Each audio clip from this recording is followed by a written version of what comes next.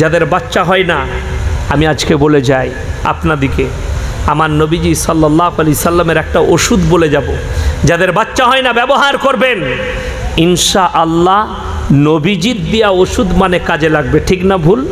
আমার নবীজি বলেছেন কালো জিরা, জানেন তো কালো জিরা? কালো জিরা হচ্ছে সমস্ত রোগের শিফা। 250 গ্রাম কালো জিরা নেবেন। কত বললাম? 250 গ্রাম। সেটাকে পরিষ্কার করে ধুয়ে শুকাবেন। শুকানোর পরে তার সঙ্গে 200 গ্রাম মধু কিনবেন। কি বললাম? 200 গ্রাম মধু।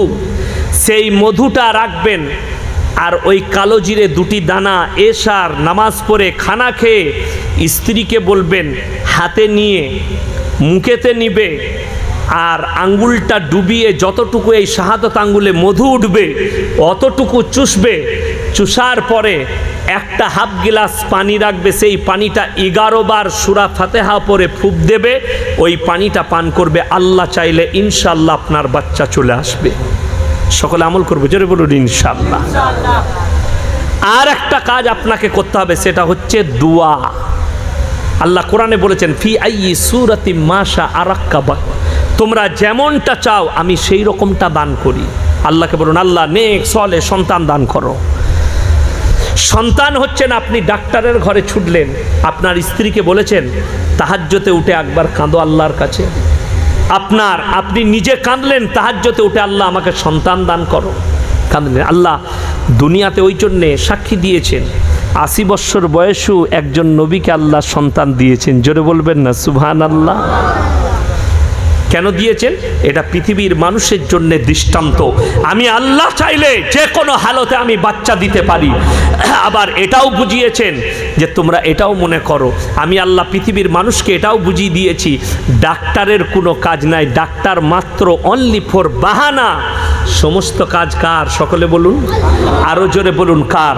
আল্লাহর। এই জন্যেই আমার আল্লাহ বললেন শোনো, আমি বিনা বাপে মরিয়মের গর্ভে আমি আল্লাহ সন্তান দান করেছি।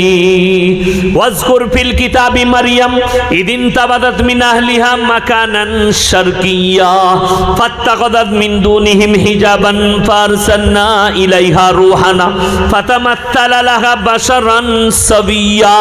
হে আমার বিশ্বনবী, আপনি বলুন, আমি মরিয়ম যখন নিজেকে এক জায়গায় পূর্ব দিকে এক স্থানে নিজেকে পর্দা করে নিল, আমি আমার ফেরেশতা জিবরিল আমিনকে পাঠালাম, তুমি তার গৃহেতে মানুষ রূপে প্রবেশ করবে। তুমি তার গৃহে মানুষ রূপে প্রবেশ করো এবং তাকে সুসংবাদ দাও, একটা পুত্র সন্তানের বাপের প্রয়োজন হয়নি। জোরে বলুন সুবহানাল্লাহ। জিবরিল আমিনকে আমার আল্লাহ বললেন তার জামার আস্তিনটা টিপে ধরো, শরীরে হাত লাগাবে না। জিবরিল আমিন জামাটা যেমনি টেনে ধরেছেন, তিনি হাতটা টেনেছেন মরিয়ম। আমার আল্লাহ বললেন তুমি তাড়াতাড়ি হাতেতে ফুম মারো। আল্লাহ কি হবে? আল্লাহ বললেন আমার কুদরত আমি দেখাবো পৃথিবীর মানুষকে। সঙ্গে সঙ্গে 9 মাসের গর্ভবতী। জোরে বলুন সুবহানাল্লাহ।